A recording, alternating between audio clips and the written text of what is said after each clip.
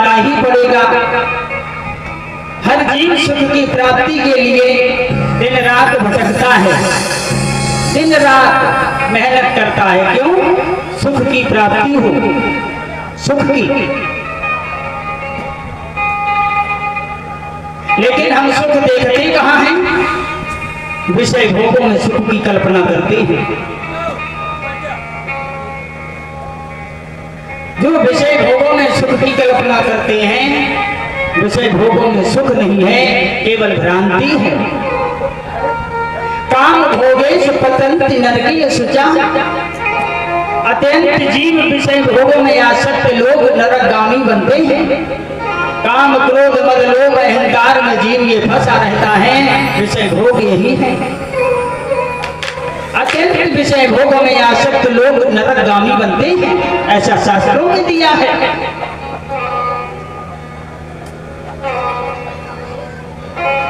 गीता में भगवान ने कहा जो विद्वान लोग होते हैं, समझदार लोग होते हैं, वो विषय भोगों से अलग रहते हैं। एहि संस स्पर्शजा भोगा दुखियो नेवते आध्यात्म बनता कौनते ते सुरंते गुधा। विद्वान लोग इसमें आसक्त नहीं रहते हैं, अलग हो जाते हैं।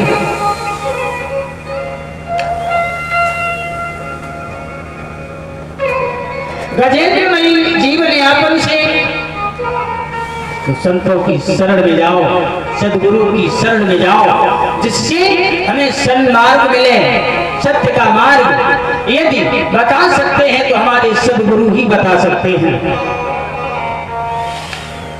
हमें और आपको एक सत्य का मार्ग खोजने के लिए एक सदगुरु की बहुत जरूरी आवश्यकता है। बिना सदगुरु के मानव जीवन में कल्याण नहीं होने वाला, याद रखना होगा। तो राम कृष्ण से को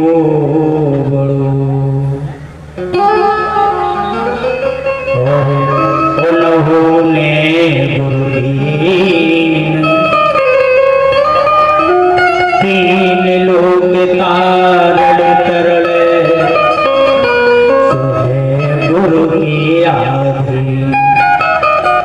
हम राम और कृष्ण से तो बड़े नहीं हो सकते हैं, जिन्होंने भी गुरु बनाए। गुरु होता क्या है? भूमिंस अंधकार भूमिंस प्रकाश, अंधकार से जो प्रकाश की तरफ ले जाए वही तो गुरु है। बिना गुरु के मानव जीवन में कल्याण नहीं है। बिना भजन के, जब भजन करोगे तभी तो गुरु के द्वारा बताया गया भजन ही अंत समय में काम आता है। तो सदगुरु होता है वो कान में मंत्र देता है, जिसका जाप करना पड़ता है। और भागवत में तो यहाँ तक बताया गया है कि भागवत कथा में आकर के एक बार आसन लगा करके सच्चे मन से कथा सुनता है, उसका कल्याण हो जाता है, वो नरकगामी नहीं रहता था। तो एक बार भी सच्चे भाव से आकर के भगवान के पंडाल में, भगवान की कथा सत्संग में आकर के बैठ जाए, ये तो पक्का है कि वो नरकगामी नहीं बनेगा, क्योंकि उसने सत्य का संग किया। नरकगामी नहीं हो सकता।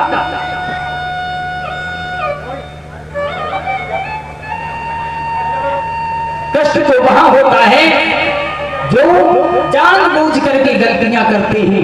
भगवान कहते हैं गलती पर गलती करो, लेकिन गलती नहीं होनी चाहिए। हर रोज ताजी गलती करो, लेकिन बार बार जब ज्ञान हो जाए कि ये गलत है, फिर वो दोबारा नहीं करना चाहिए। इसके लिए प्रातः स्मरणीय पूज्यपाद गोस्वामी तुलसीदास जी ने कहा है, जाने बूझे जो दे भेटाई, जाने बूझे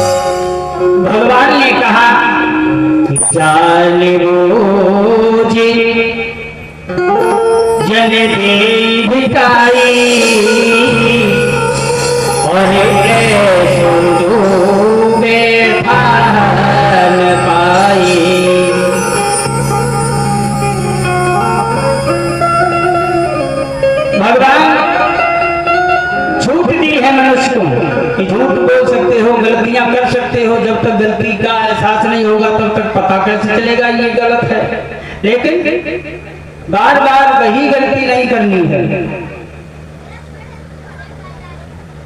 हम और आप इतना ही अंतर हो जाता है, भोगों में सुख की कल्पना करते हैं लेकिन भोगों में सुख नहीं है, केवल सुख की भ्रांति है। जो विद्वान लोग होते हैं, समझदार होते हैं, वो विषय भोगों से पृथक रहते हैं, दूर रहते हैं। एक साधु रास्ते से जा रहे थे और उधर से दो मित्र आ रहे। मित्र रास्ते में उस सन्यासी से मुलाकात हो गई, तो सन्यासी जिस रास्ते से जा रहे थे उस रास्ते में एक थैला दौलत का भरा हुआ पड़ा था, तो वही छोड़ दिया और उन दोनों मित्र जो उसी रास्ते पर आ रहे थे उनसे कहा, भैया इधर आगे मत जाना, आगे डाइन बैठी हुई है, खा जाएगी। लेकिन सन्यासी की बातों पर उन दोनों मित्रों ने कोई भी ध्यान नहीं दिया, कोई ध्यान नहीं दिया। बढ़ते आगे चले गए, आगे देखा थैला पड़ा है दौलत से भरा हुआ, तो दोनों मित्र बड़ा प्रसन्न हुए जब खोल करके देखा। बाजी वाह, इसमें तो इतनी दौलत, और ये सन्यासी हम लोगों को गुमराह करके ये दौलत हड़पना चाहता था, इसलिए मना कर रहा था इस रास्ते से आगे मत जाना। दोनों बहुत प्रसन्न हुए हैं वो दौलत वाला थैला पा करके। 10-20 कदम दोनों मित्र चल पाए, वो दौलत वाला थैला लेकर दोनों के दिमाग में विचार बनने लगे। दौलत तो काफी है, अगर ये दौलत हमारी ही सारी हो जाती फिर तो कुछ और ही बात थी। एक के हाथ में बंदूक है, विचार करता है ये हमारा मित्र है, जैसे ही कमरा में प्रवेश करेंगे हम इसे गोली मार देंगे, ये मर जाएगा, दौलत हमारी हो जाएगी। और जो खाली है वो भी विचार कर रहा है। हम अपने मित्र से कहेंगे चलो भैया हम अभी आता हूँ, अब भोजन क्या कमरा पर बनाएंगे, अब तो पैसा तो पास में हो ही गया, अरे होटल पे जा रहे हैं बाजार से अभी खाना लेकर के आएंगे, चलो तब तक आ गए। वही किया, बंदूक वाले भाई से कहा, उसने अपने मित्र से कहा भैया रूम पे चलो अभी खाना लेकर के आ रहे हैं। और अब खाना बनाने की जरूरत किया और वो हलवाई के पास में पहुंचा। हलवाई के पास में पहुंचा और एक गड्डी निकाली और कहा भैया हलवाई ये दौलत पकड़ो और लड्डू बनाओ बढ़िया, जिसमें जहर मिला दो। और ये तो आप जानते ही हो, माया तो स्वर्ग में भी रास्ता बना सकती है। भीषण जहर वाले लड्डू लेकर के चला है। वो आया अपने मित्र के पास, वो भी इंतजार कर रहा है अंदर कमरा में बैठा हुआ, कब हमारा मित्र आए, कब हम गोली मारे और यहाँ से निकले। वो लड्डू जहर वाले लेकर के आया, कमरा में एक ही कदम रख पाया, उसने गोली मार दी, वो वहीं गिर पड़ा, मर गया। उसने मार दिया। अब विचार किया ये लड्डू लेकर के आया है, चलो ये पेट भर लेंगे, फिर आगे चलेंगे, दौलत तो हमारी हो ही गई है, अब हमारा मित्र तो मारा गया। जैसे ही लड्डू खाए, भीषण जहर विष संखिया, लड्डू खाते ही खाते धराशायी जमीन पर गिर पड़े। वो भी मोहल्ला वालों ने देखा है तो बहुत भीड़ इकट्ठी हो गई। उसी रास्ते से विचरते हुए वही सन्यासी साधु बाबा घूमते हुए आए, भीड़ देखी लगी, क्या बात है, पहचान लिया। सन्यासी ने कहा मैंने कितना मना किया लेकिन ये नहीं माने, जिसका परिणाम हुआ आज ये दोनों मारी गई।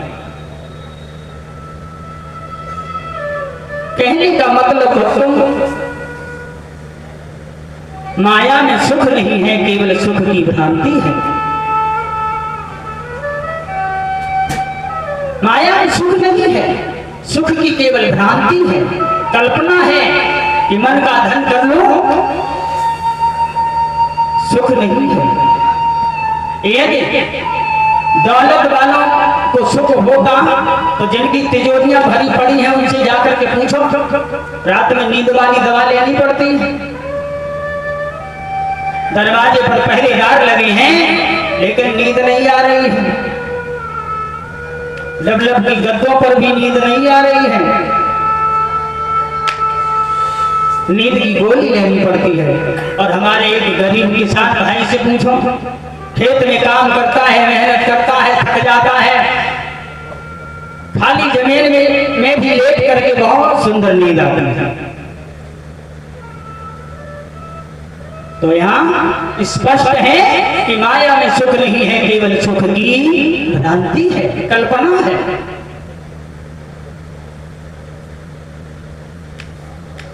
इसलिए विचार करना चाहिए, यदि सत्य का मार्ग हमने ढूंढ लिया तो हमारे जीवन का कल्याण हो जाएगा, भगवत तत्व की प्राप्ति होगी। भगवत तत्व, भगवान का भजन करना चाहिए। भजन शास्त्र में दिया है, यदि मानव दो ही बातों पर ध्यान दे ले फिर भी उसका भजन हो जाता है। अष्टादशा प्राणस्य व्यास वचनम द्वयी परोपकाराय पुण्याय पापाय परपीडनम। ज्यादा नहीं, मनुष्य दो बातों पर ध्यान दे ले तो भी उसके जीवन में कल्याण हो जाता है। 6 शास्त्र, 4 वेद, 18 प्राणों में दो ही बातों पर ध्यान दे ले मानव तो भी कल्याण हो जाता है।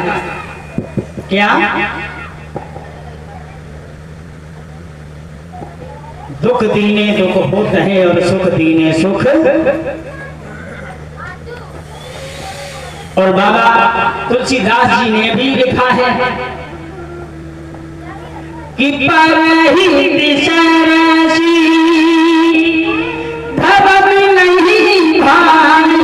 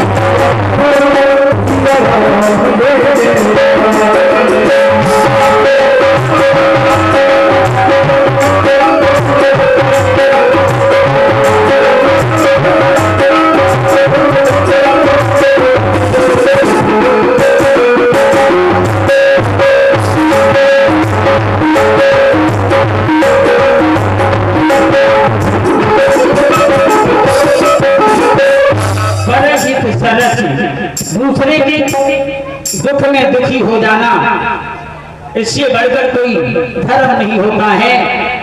और दूसरे के बिना मतलब में किसी को परेशान करना, इससे बढ़कर के कोई अपराध नहीं होता है।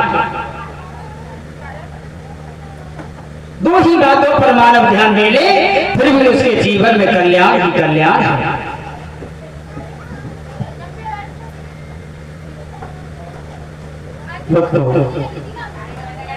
सुखदेव भगवान कहते हैं, हे राजन परीक्षित, इधर दानव और दैत्यों में झगड़ा बढ़ता चला जा रहा है। देवताओं ने सोचा समुद्र का मंथन करना चाहिए, तो स्वयं भगवान नारायण की आराधना की है।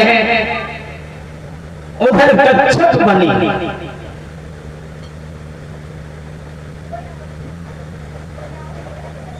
शेषनाग की रसरी बनाएंगे, रसी। समुद्र मंथन होता है जिसमें 14 रतन निकले, उसमें बारुणी भी निकली। देवताओं ने सोचा ये अमृत हमें मिल जाए। इसी बात पर वहां दानवों और देवताओं में युद्ध प्रारंभ हो गया। तब उधर भगवान को याद किया है। भगवान स्वयं मोहिनी रूप धारण करके आते हैं और अपने हाथों से देवताओं को अमृत का पान कराया।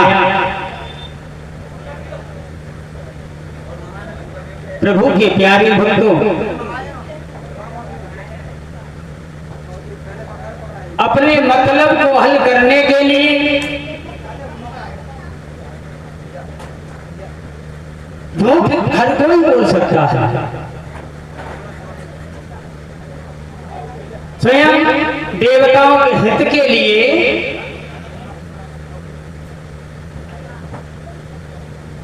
भगवान ने भेष बदला, क्योंकि धर्म के प्रति झूठ भी बोलना फिर वो भी कोई पाप नहीं है। शास्त्र में दिया है झूठ बोल सकते हो कहां, तो कोई पाप नहीं लगेगा। स्त्री सुम निर्विवादे ब्राह्मणो गो